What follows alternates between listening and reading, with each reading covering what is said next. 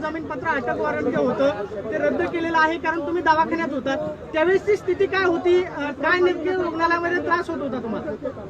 उपोषणामुळं मला प्रचंड त्रास आणि मी इथंच नाही तर तिथं जातोय डिस्चार्ज मिळाल्याच्या नंतर ते ॲम्ब्युलन्समधूनच जातोय, कारण एका एका चांगली पण राहते आणि लगेच खराब पण होते, त्यामुळे मला ॲम्ब्युलन्समधूनच प्रवास करावा. पुढची काय तारीख दिली आहे आणि बॉन्ड जो आहे तो किती हजार रुपयांचा आहे?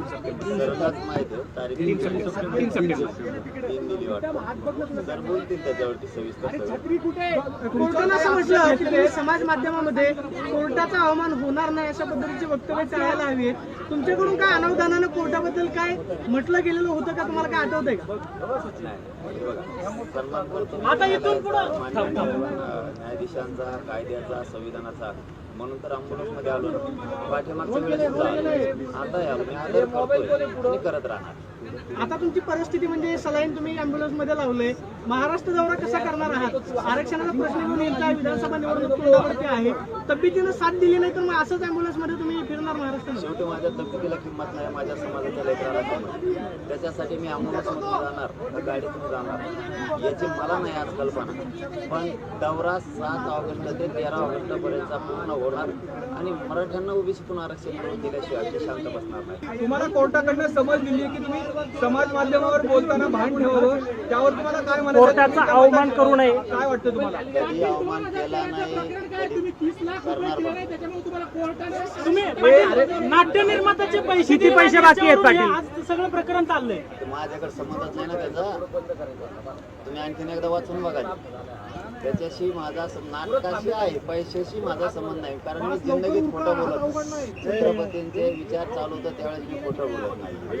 आणि आमचे ते दुसरे 2 बांधव आहेत, त्यांनी सुद्धा दिलेले असावेत अशी शक्यता. मला माहित नाही त्यांनी दिले का नाही, कारण त्यांचा हिस्सा होता. प्रकाश आंबेडकर ज्या पद्धतीने आरक्षण बचाव यात्रा करतात ते तुमच्यावर पण टीका करतात, ते तुम्हाला आंदोलन स्थळी भेट देऊन देखील गेले होते, मात्र ते म्हणतात तुमची मागणी अयोग्य आहे. कशा पद्धतीने बघतात? प्रकाश आंबेडकर साहेबांना आम्ही मानत राहणार.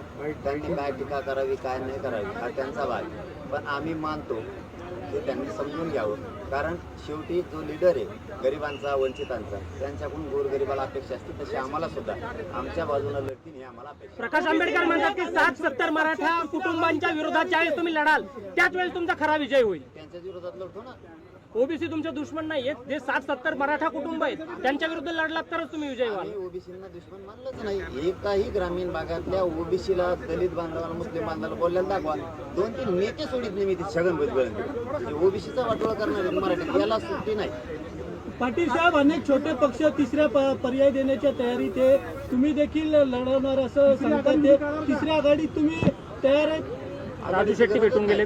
आपल्याला जर सन्मान द्यायचा आहे, आपल्याला जर न्याय द्यायचा आहे गोरगरिबाला, आघाडीची गरज नाही.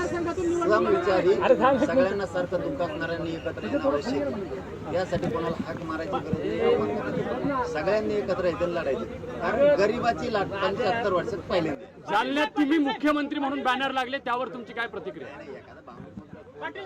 मी माझी इच्छा पाहायला पण ठेवत नाही, बावी नाही, दिवी नाही, काय नाही, मला उभा राहायचं नाही, माझं चालू. पाठीमागून एक प्रश्न आहे की तुम्ही स्वतः कोणत्या मतदारसंघातून निवडणूक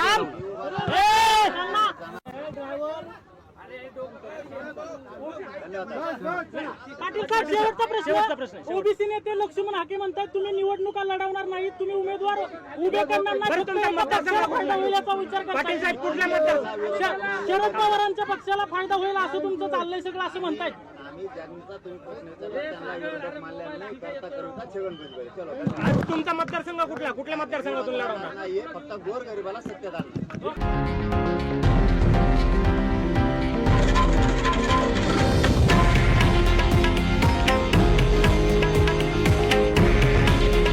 हे आहे देशातील नंबर 1 न्यूज नेटवर्क आणि आपण पाहत आहात TV9 मराठी. काळजी तुमची, हित महाराष्ट्राचं.